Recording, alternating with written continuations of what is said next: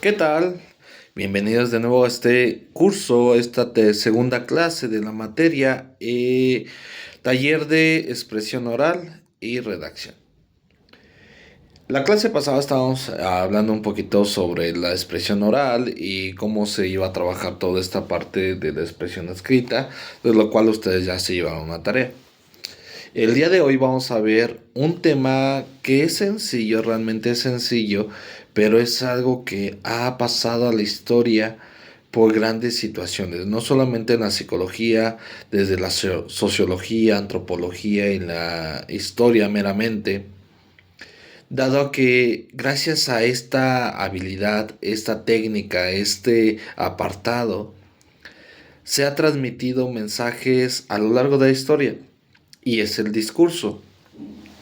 A lo largo de la historia, nosotros recordamos que en la antigua Grecia, en la antigua Roma, la forma de pasar el conocimiento era de boca en boca. La forma de transmitir ese saber era de boca en boca. Se reunían en las plazuelas y había el filósofo, el sabio, que se ponía a platicar, se ponía a relatar aquellas historias, aquello pensar, aquel conocimiento que se iba obteniendo a través de la experiencia. Eso al final a cabo da pauta o da inicio a lo que hoy conocemos como el discurso. El discurso al final a cabo es, es el desarrollar un tema de interés general. Cuando nosotros desarrollamos ese tema de interés general, será mucho más fácil que nos escuchen. Por ejemplo, si ustedes recuerdan las elecciones de hace no mucho,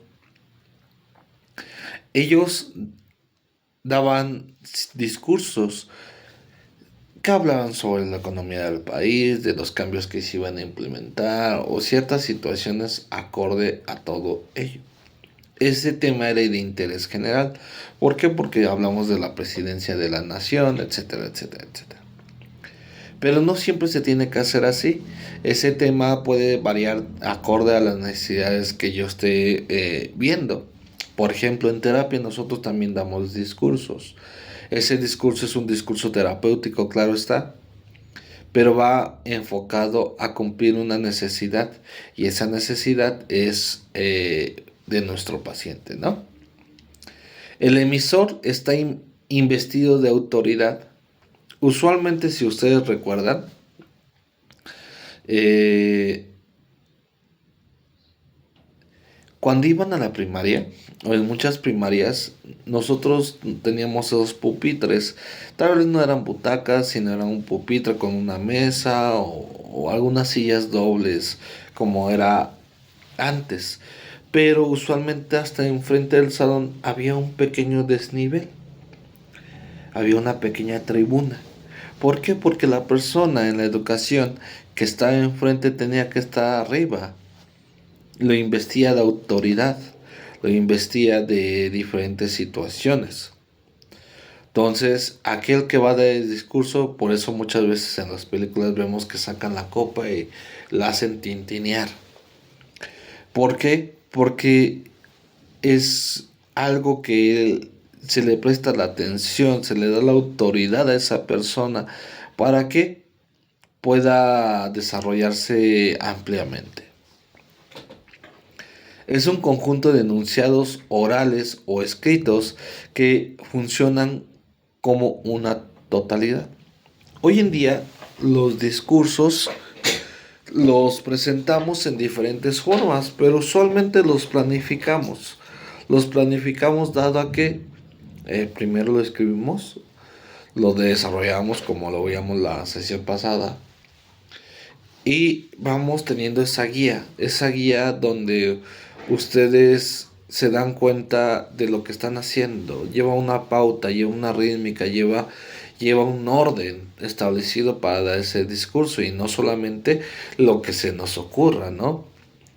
Muchas veces lo veíamos, no me meto tanto a la política, pero es claro que ahí se dan muchos discursos con Peña Nieto que parecía que estaba improvisando. con López Obrador también en las mañaneras. Entonces, esos discursos tal vez no eran simplemente improvisados y no había una base tanto oral como escrita, ¿no? Su finalidad es convencer o persuadir al auditorio. Sí, el discurso tiene ese fin de dar una pauta, de convencer. Por eso muchas veces eh, cuando nosotros decidimos ir a una conferencia, a algún lugar específico, sabemos a qué vamos, pero siempre vamos con ese dejo de duda, esa situación de qué pasará, qué dirá, me gustará, no me gustará. Cuando el ponente, aquella persona que está dando el discurso, cumple con todas esas necesidades, esas expectativas, ya persuadió a que lo que está diciendo es correcto. Tal vez no sea así, tal vez alguna información esté errónea, claro está, pero la habilidad que tiene de persuadir es enorme, ¿vale? Hay tipos de discursos orales, que es de persona a persona. Todo esto ya lo van a encontrar en sus diapositivas. De persona a persona, que es una conversación y un diálogo. Ustedes tienen sus diálogos con sus amigos, amigas, con su familia, con sus hijos, y tienen ese diálogo, esa conversación de persona a persona. Y de repente alguien es quien toma la plática. Fíjate que pasó así, así, así, así. Yo creo que está mal por esto y esto y esto y esto, ¿no? Y tienen esa conversación. Hay discusiones y debates. De, yo creo que es esto, yo creo que sería mejor de esta forma, o no concuerdo con tu idea, etcétera, etcétera, etcétera. Entrevistas y encuestas. Todo lo que hoy se puso de moda, se puso muy de moda en la pandemia, lo que son los podcasts, de donde entrevistaban, ¿no? Entrevistaban a cierto famoso, a cierta celebridad. Y era una entrevista de uno a uno. ¿Por qué? Porque al final a cabo, pues eso es parte del diálogo, ¿no? Hay varios personas que se dedican al podcast que en lo particular a mí me gustan sus entrevistas. Una es de Jordi Rosado eh, y otra es de Marco Antonio Regil. Marco Antonio Regil lleva un poquito más de cuestiones informativas, de superación personal y todo ello. Pero al final a cabo el papel de él es entrevistar, es tener ese control de la entrevista y la va guiando. Es una habilidad que se va obteniendo con discursos orales. Mesa redonda o panel, que es básicamente lo que hacíamos en las escuelas. De decir, vamos a exponer un tema, eh, se escucha la opinión de diferentes personas y se va desarrollando. Una confesión, como se lo haría tal vez en algunos centros religiosos, un examen oral, como algunos nos llegó a tocar, una transacción comercial, ¿no? Es decir, la venta de algo, ¿no? Vamos a la tienda y esa es una transacción, un discurso, un parte del discurso. ¿Por qué? Porque estamos interactuando con el otro. O una consulta, en nuestro caso una consulta psicológica. En, en También existe algo que es de persona a audiencia. Ese puede ser desde un informe oral, para que lo identifiquen más rápido, la mañanera, donde pues salían a dar un informe tal vez que muchas veces salía de contexto, conferencias, charlas, discursos, declaraciones, sermones. Por ejemplo, cuando van a la iglesia hay una persona hasta enfrente dando un sermón, un discurso, dando una clase, si así lo quieren ver también, ¿no? Que es básicamente una persona tiene el control, tiene la autoridad y va dirigiendo a todo lo que a las personas que asisten a esa situación. El discurso es un acto de la palabra. La palabra, como ya se los había mencionado, la palabra tiene mucho poder y para los psicólogos muchísimo más. ¿Qué implica y qué exige tener este discurso? Un dominio temático, lingüístico, escénico. Muchas veces, cuando una persona no se prepara, se nota. Pero no se nota porque vaya todo cabizbajo, no. Se nota porque tal vez confunde palabras, modifica su lenguaje corporal, claro está, o le da muchas vueltas a algo, o se pierde. En esa parte, nosotros tenemos que tener el dominio de ciertos temas. Decía algunos filósofos, si no conoces, no lo digas. Si no es algo que has comprobado, no lo digas o calla. ¿Por qué? Porque muchas veces el habla nos va a traicionar. Cuando nosotros esperamos ir a una conferencia, hace tiempo aquí en Texcoco, Estado de México, hubo una conferencia con el bisnieto de Sigmund Freud. Sigmund Freud es una eminencia de toda la psicología. Decíamos, híjole, el bisnieto, aquel que tiene los conocimientos, el apellido. Sí, pero fue una conferencia así de... ¿Por qué? Porque parecía que iba desvelado, que no se había preparado, X, Y, razones. Y ese conocimiento, pues al final a cabo, pues no envuelve a la audiencia. Muchas veces nosotros como psicólogos vamos a empezar a tener un dominio del lenguaje muy específico, palabras muy propias de nuestra carrera. Esas palabras pues son como el vocabulario que nosotros ocupamos. Diagnóstico, psicodiagnóstico, evaluación, patología, psicopatología, paciente, XY, ¿no? Ese conocimiento lingüístico se nos va a facilitar a través de la práctica. Lo vamos a ir obteniendo. Y el escénico, pues ahorita no podemos tener esa parte escénica. ¿Por qué? Porque la cámara te limita a que tú estés frente a frente. Pero imagínense que están en un escenario y de repente nomás tienen un puntito así para un escenario enorme. Ustedes vean esos conciertos, vean esos comediantes que de repente están platicando por aquí, de repente ya se fueron para allá, se acercan, se alejan y están moviendo de aquí para allá. Ese es un dominio escénico. El dominio escénico, claro está, se aprende a través de la práctica, a través de diferentes tips que se pueden llegar a obtener a través de la web. Pero esa parte te va a ayudar, que no solamente yo esté hablando así todo cuadrado, ¿no?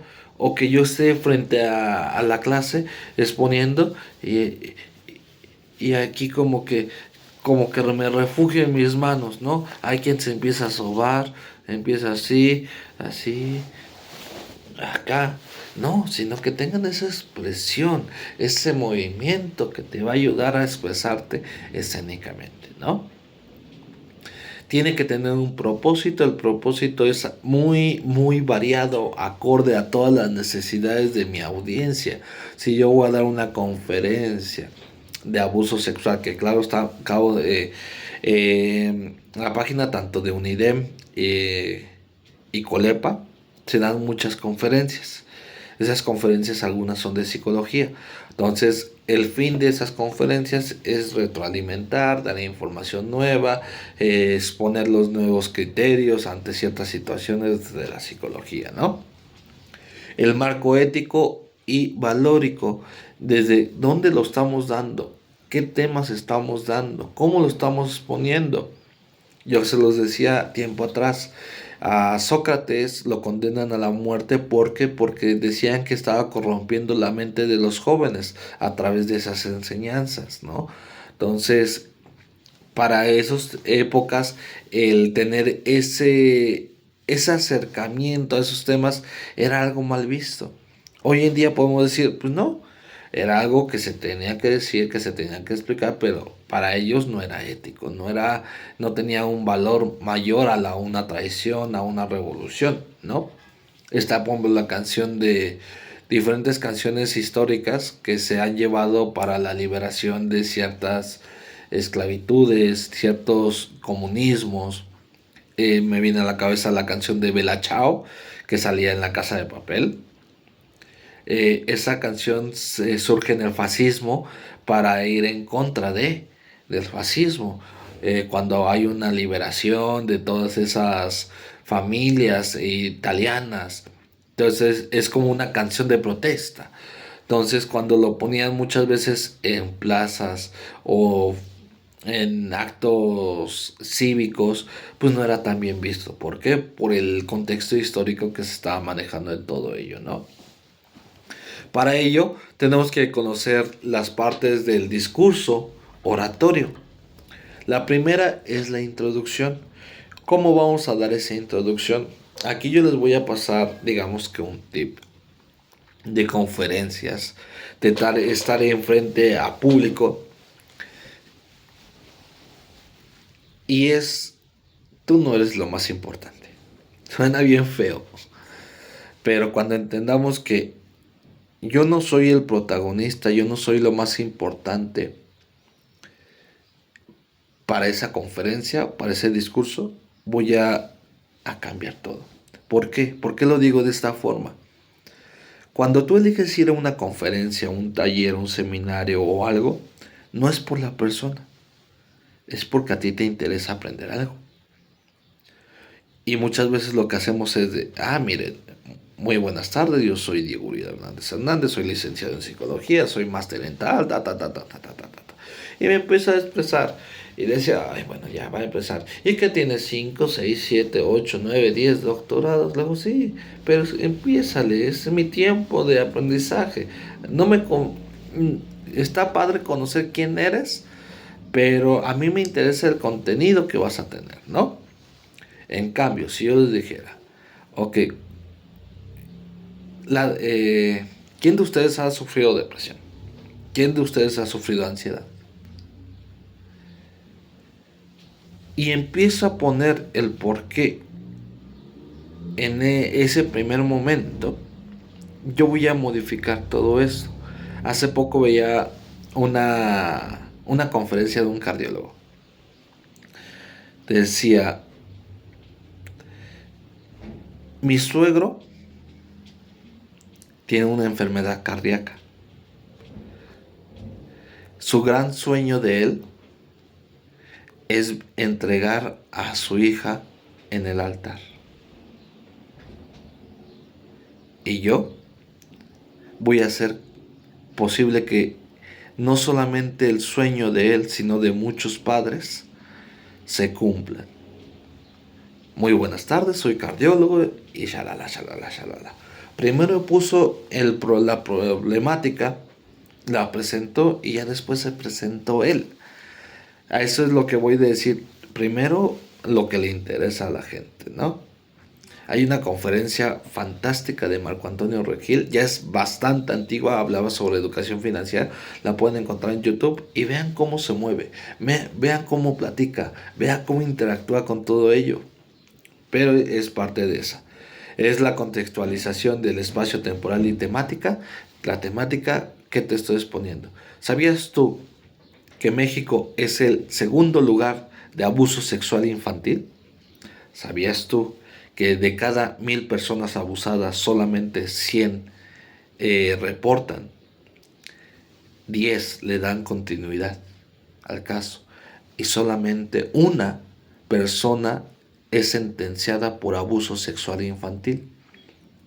Que al menos el 60% de los abusos en menores son producidos por un familiar cercano y no por una persona ajena a ellos. Bienvenidos. Esta es la primera conferencia del año referente al abuso sexual infantil desde la Universidad Digital México. Ya te di una introducción, ya te dije que estamos en la primera conferencia, ya te puse en contexto, ya te puse en un espacio ya introdujiste, ya pusiste ahí el tema, ¿va? Hay una creación de condiciones para la recepción y proposición del tema. Yo les puedo poner un video o una imagen bien escabrosa, ¿no? Esa conferencia yo la di el año pasado en Colepa. La pueden buscar, la pueden googlear. Si fue hace un año, hace dos. Sí, ya dos, porque estamos en el 2025. Y la imagen que venía era una niña llorando, abrazando un osito y los brazos de un adulto tocándolo. Desde que veía la imagen decía, ahí va a estar fuerte. Pero ¿qué creen? El tema era de mucho interés. ¿Por qué? Porque todo por morbo, por lo que querían, por situaciones que sean. Pero estaban en esa constante. Ya se puso un contexto, ya se abrió el conducto para que fuera posible esa conferencia, ¿no? Ahora, hay una proposición, una confirmación o una exposición del tema. Ya introduje mi tema, ahora sí te voy a decir toda la información que va referente a ese tema. Volvemos con el abuso sexual infantil, ¿no? Dice básicamente que México es de los primeros países con abuso sexual infantil, de los cuales pues sí, usualmente se da por un tío, un primo, el mismo padre, la misma madre o de los hermanos. Tanto así que yo comentaba en esa conferencia que yo trabajé como psicólogo en diferentes escuelas. Tanto que pues el caso de una pequeña era de que había sido abusada por el papá, los hermanos y la tía. Tenía 8 años la pequeña en ese momento. Cuando se dio aviso a las autoridades, la niña nunca más avisó. Nunca más fue a la escuela. Entonces, esa parte de desarrollar el tema te van dando ejemplos, te van dando información, cómo prevenir, cómo detectar, cómo intervenir, ¿vale? El uso de recursos discursivos y pertinentes a la situación de enunciado y a la finalidad de efectos que quieren conseguir. Videos, imágenes, adivinanzas, ejemplos, metáforas, etcétera, etcétera, etcétera, ¿no? Yo les decía muchas veces, a los niños hay que hablarles de sexualidad desde que nacen. Me preguntaban, ¿y cuándo es la edad idónea para que, idónea, perdón, para que se les hable? Desde que están niños, desde que nacen podemos empezar y se va desarrollando, ¿no? Claro, está a su nivel, pero siempre el nombre de los genitales, el nombre de vagina, pene, es bien necesario, dado a que teníamos en el departamento de psicología en ese momento una niña que llegó bien enojada al departamento. ¿Lo que tienes? Ay, es que mi tío me chupó mi galleta. Ah, pero es que qué maldoso tío. Y ay, otra vez llegaba y llevaba. ¿Te gustan mucho las galletas? Sí, pero ay no, es que mi tío. Ya después platicando con la mamá, se decía, bueno, es que la niña siempre dice que el tío le chupa la galleta. Y se queda la mamá en blanco. Lo que pasó es que así le llama a su parte, la galleta. ¿Por qué? Porque la mamá nunca le quiso decir la palabra correcta. Y es claro que estaba siendo abusada. Entonces, en esa parte, pues se va teniendo el contacto, se va a estar en esa parte de interacción con el público, se ocupan ejemplos, se ocupan diferentes discursos, diferentes eh, habilidades, diferentes eh, herramientas para poder transmitir mi saber, por así decirlo, ¿no? y llegando a una conclusión. Es una unidad discursiva con la que se cierra el discurso. Incluye síntesis, apelación a los receptores. Es decir, vamos a agarrar toda la conferencia y la vamos a reducir a pocos minutos. Para dar cierre tenemos que recordar tres grandes cosas. La educación previene. La intervención sana. Pero no hay nada mejor que hablar los temas abiertamente. Mi nombre es Diego Uriel Hernández. Fue un gusto estar con ustedes. Ya después si quieren contestar preguntas, etcétera, etcétera, etcétera. Pero es esa parte que vamos teniendo con esa interacción con el otro. Ustedes no me dejarán mentir que muchas veces en clases llegamos y decía, lean de tal hoja a tal hoja y hagan tu resumen. Y era leer y leer y leer y nunca había esa interacción. Entonces tenemos que nosotros poner en práctica todas estas habilidades que los van a ayudar en toda su vida, en la profesional, claro está, pero también en la personal. Entonces, la estructura, ya lo decíamos, es una introducción, una exposición del tema o del desarrollo y una conclusión. ¿Qué hay que considerar para el desarrollo de un discurso? La intención. ¿Con qué intención? Yo les pregunto, ¿con qué intención les enseñaron salud sexual? Que lo llevaban muchas veces en la escuela con el nombre de SIDA, Salud Integral del Adolescente. Yo recuerdo que llegaban personas de algún centro médico, ¿no? Del IMSS, del ISSSTE, del Seguro Popular, INSABI, ¿cómo se llama? No, chicos, que les vienen a hablar sobre la salud sexual. Uno adolescente. Uno con todas las hormonas encima. Bueno. Y llegaban y lo primero que te decían, miren, estas son las CTS, enfermedades de transmisión sexual. Gonorrea, y te aventaban la foto de la gonorrea. Así se te va a poner. Sífilis también, sida, chancro, piojo púbico, etcétera, etcétera, etcétera. Y te aventaban las fotos tan escabrosas. Ah. El fin de esa conferencia, tal vez, o esa clase que nos dieron, era asustar. Cuando pues sabíamos que los adolescentes, al menos en México, tienen una vida sexual activa muy, muy enorme. Tanto que gran parte del censo dicen que la vida sexual de un adolescente empieza aproximadamente a los 15 años. Alguien antes, alguien después, claro está. Pero la intención será asustar. ¿Cuándo? Pues el adolescente, pues sí, se asusta una semana, ya después las hormonas le ganan. Era mucho más fructífero decir, ¿sabes qué? Yo sé que lo vas a hacer. Yo sé que van a tener relaciones tarde o temprano. ¿Por qué? Porque la hormona está bien alborotada. Mira, este es un condón. Te enseño a ocupar el condón. Te enseño a tener responsabilidad afectiva con la pareja. Te enseño a tener esa responsabilidad de decir, sé qué va a hacer, va a pasar, pero te voy a enseñar a que te cuides, a que esa primera vez o esas veces sean agradables para ti, claro, están sin incitar a que lo hagan ya, pero la intención cambia drásticamente, ¿vale? El propósito, la afinidad, va a referentar la intención. ¿Cuál es mi propósito? Que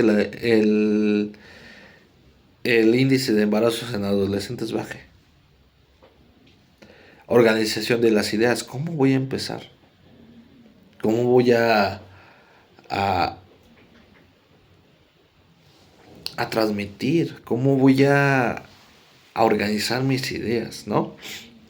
El día de hoy yo más bien, inicié clase con un grupo de universidad.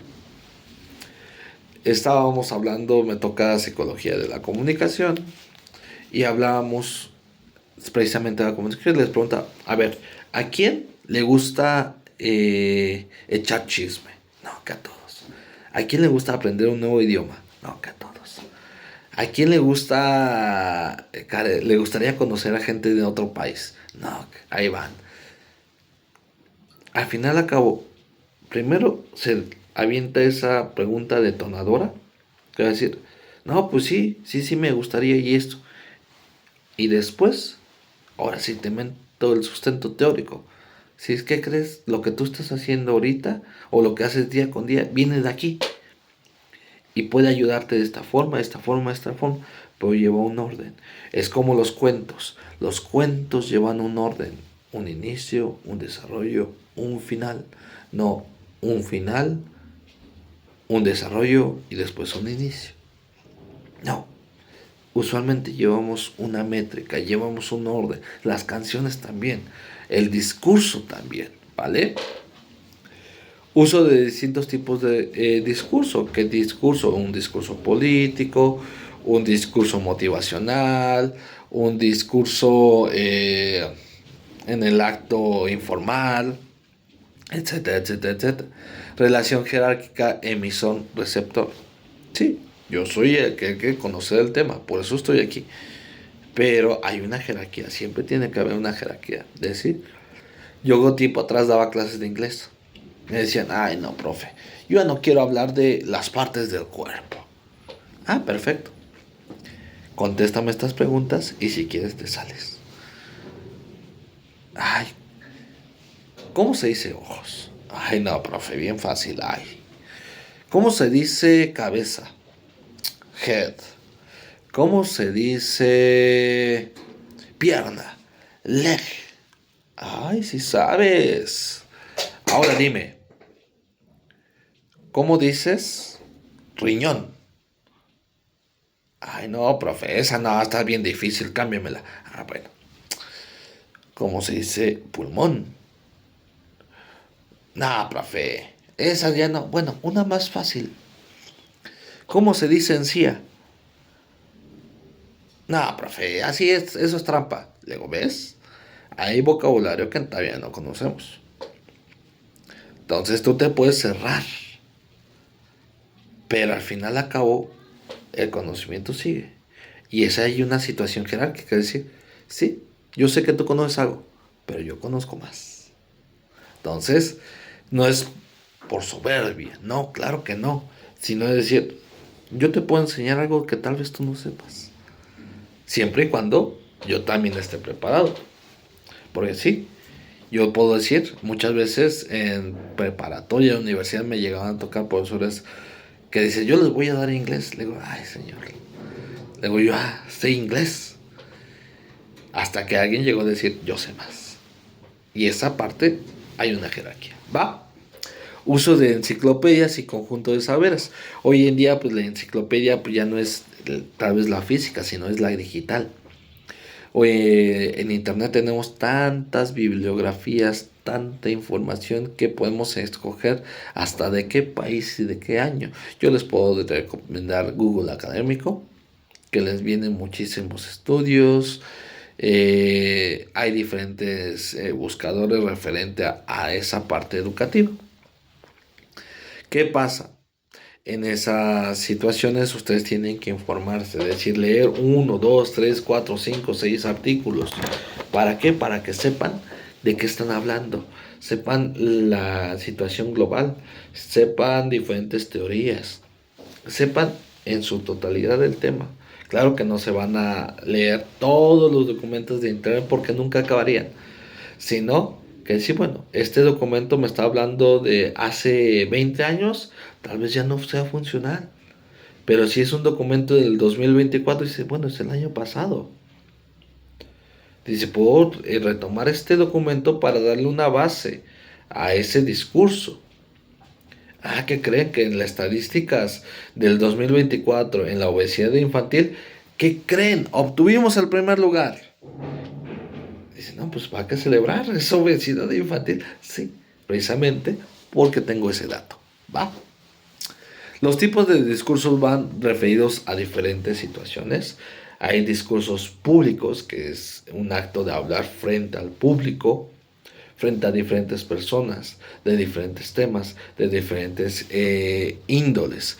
Pero también tenemos discursos políticos, declaraciones de autoridad, informes, cuentas, propuestas, programas de gobierno, etcétera, etcétera, etcétera. Lo que hacían, ¿no? De esos discursos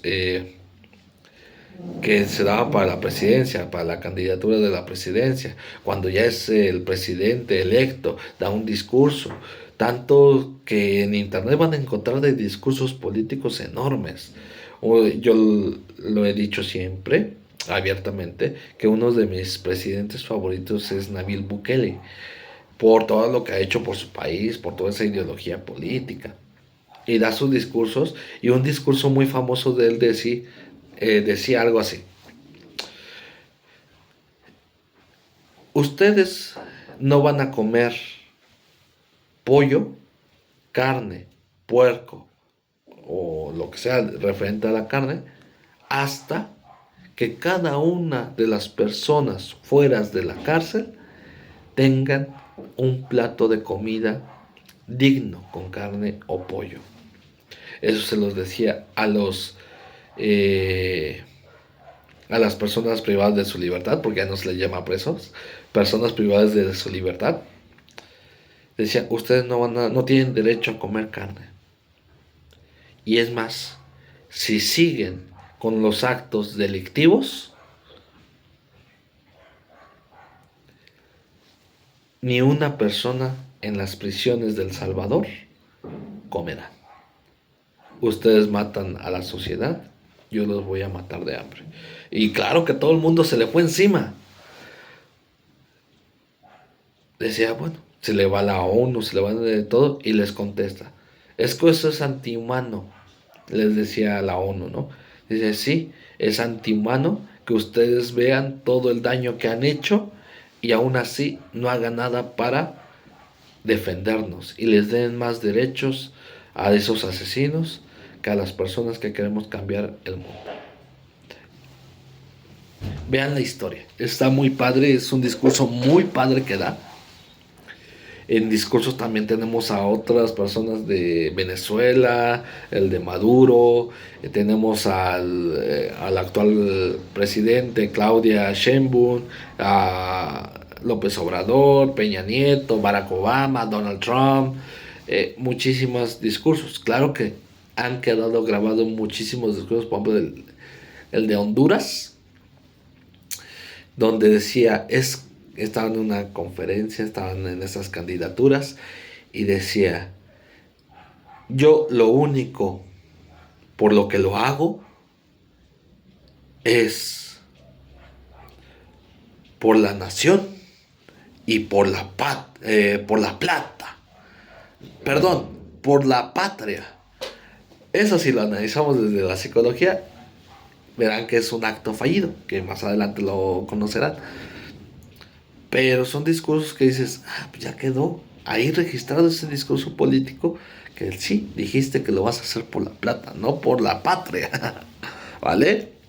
Un discurso religioso, por líderes de cierta índole. Tenemos, por ejemplo, al Papa en la religión católica.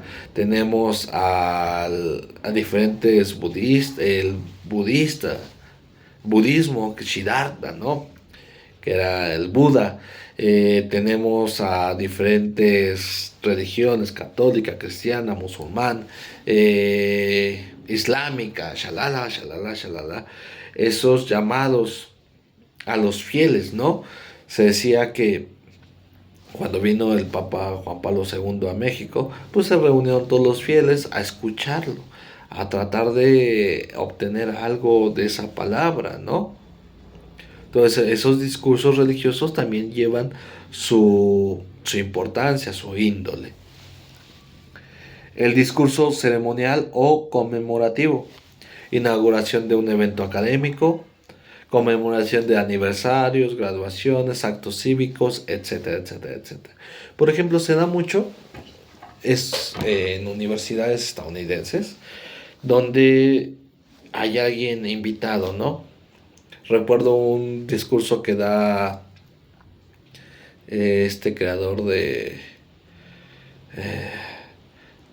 Apple, Steve Jobs, que va a la universidad no me acuerdo si era Cambridge, Harvard, alguna de esas.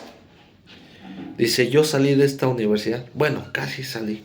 Y les daba su discurso de bienvenida, de shalala, shalala, shalala. Y están dando ese discurso acorde a la conmemoración, que es la graduación. Se pasan a los alumnos a que hablen, que den unas palabras, etcétera, etcétera, etcétera. Esos discursos, incluso ahorita que pasaron las fiestas decembrinas, decía, a ver, que dé unas palabras la cabeza de la familia, el abuelo, la abuela, el papá, la mamá o ustedes mismos. Y yo quiero desearles, shalala, shalala, shalala. Ese es un discurso. ¿Va? El discurso comunitario se realiza frente a grupos representativos de alguna comunidad, en particular reuniones, asambleas, actos, planes de trabajo, etcétera. En sus propios trabajos, si llegan a trabajar en una empresa, el área de recursos humanos, y hay un discurso ahí, o la fiesta de fin de año, y dar bien el discurso acorde a lo que se está conmemorando. Por ejemplo, en AA, ¿no? Se dice que pues, hay alguien que los guía, hay alguien que está en ese constante dando ese discurso. La clasificación del discurso de acuerdo a la finalidad que persiguen. Hay un discurso argumentativo que te está dando argumentos, que eso se tendría que dar, por ejemplo, en los debates presidenciales. Es decir, bueno, yo recuerdo mucho realmente el año pasado, yo no estuve presente en las elecciones, en esta parte de la candidatura, por X y razón. Pero me acuerdo en el sexenio pasado, donde estaba, no fue el pasado, que era el Peña Nieto, López Obrador y otro, ¿no? Cuadri creo era. No, bueno, algo así. Que decían, es que uno la avienta, es que tú cuando tuviste tal gobernatura y esto, y acuérdate que dónde sacaste ese dinero, y etcétera, etcétera. Y todo el mundo se peleaba. Pero lo que menos daban eran argumentos. El único que daba era Cuadri, que él se centraba en lo que decía, yo voy a hacer así, así, por esto, y esto, y esto, y esto, y esto. Y los otros peleando, ¿no? Ese es un discurso argumentativo. Te estoy dando los argumentos necesarios para que tú comprendas esta información. Profe, es que dicen que el psicoanálisis no es válido porque conocí a alguien que me hizo que eso no es bueno, shalala. Perfecto. Dame un argumento por el que no. No, que dice que no tiene una base teórica. Perfecto. La base teórica de psicología no es exacta, es una ciencia no exacta. Ah, no, que fíjese que dice un existencialista que eso no existe, que el psicoanálisis es pura cosa X. Ah, luego, pues bueno, en el existencialismo se dice que la base de todo es tu pasado, que tú tienes que reconocer tu pasado para que puedas reconocer lo que estás viviendo hoy en día. Contéstele que al final a cabo el existencialismo viene del psicoanálisis, en bases psicoanalíticas, y que si él está diciendo que no existe, pues tampoco existe su teoría por la misma situación. Y se van dando argumentos, se dan cuenta cómo vamos trabajando todo ello. Un discurso explicativo donde simplemente yo te explico algo, te estoy dando un tema, te estoy hablando sobre el discurso, te estoy explicando sobre el discurso, ¿vale? Un discurso informativo, pueden ser las noticias. El día de ayer en la alcaldía Nicolás Romero pasó esto y esto y esto y esto y esto. Simplemente es informativo. La posición del emisor frente al tema tiene que ser objetiva. Tienes que ni es bueno ni es malo. Tienes que ser objetivo, un punto neutral. Si yo digo, es que me voy a dar un tema de política y me voy a agarrar solamente a la religión católica y a todos los demás los voy a satanizar, ya no fuiste objetivo. Es decir, sí, no me interesa, no voy a hablar de religiones porque voy a dejar de ser objetivo, simplemente me voy a centrar en algo, ¿va? Tiene que ser crítica, no criticona. Yo estoy viendo que el país está sufriendo por esta situación, por esto y esto y esto y esto, va. Pero digo, es que si hubieran elegido a otro presidente estaríamos mejor. No, ahí ya se volvió algo no objetivo, sino ya es una crítica personal que perdí porque tal vez no me dieron el trabajo porque ya no se quedó mi presidente o shalala, shalala, shalala. Eso pasa mucho entre políticos, ¿eh? Es admirativa que tenga un interés, que provoque algo en ese público. Es reflexiva, que deje algo, que decir, ok, ya entendí que tengo que hablar de sexualidad con los niños porque puede pasar esto y esto y esto. Es un acto preventivo. Es problematizadora. Ataco el problema, pero no nomás decir, pues peleense, no. No, decir, voy a sacar el problema para darle una posible solución, una alternativa a todas esas situaciones. Por ejemplo, en el DSM-2 se hablaba sobre que la homosexualidad era un trastorno mental. Hoy en día no. ¿Por qué? Porque se estuvo trabajando para que dejara de ser un trastorno mental. Y aún así en la actualidad mucha gente cree que es una desviación psicológica, una problemática, ¿no? Cuando ya estamos hablando de una situación de género. Entonces, ya en su plataforma, en Moodle, encontrarán la tarea. Es una tarea donde ustedes van a ver una película. Esa película se llama El discurso del rey. Esa película es un poquito larga, ¿sí? Pero van a ver cómo el discurso se va conformando, cómo se va dando, cómo esa persona, ese personaje principal tiene que hacer muchísimas cosas para poder dar un discurso y no solamente escribir, ¿vale? Entonces les deseo un excelente día, bendiciones.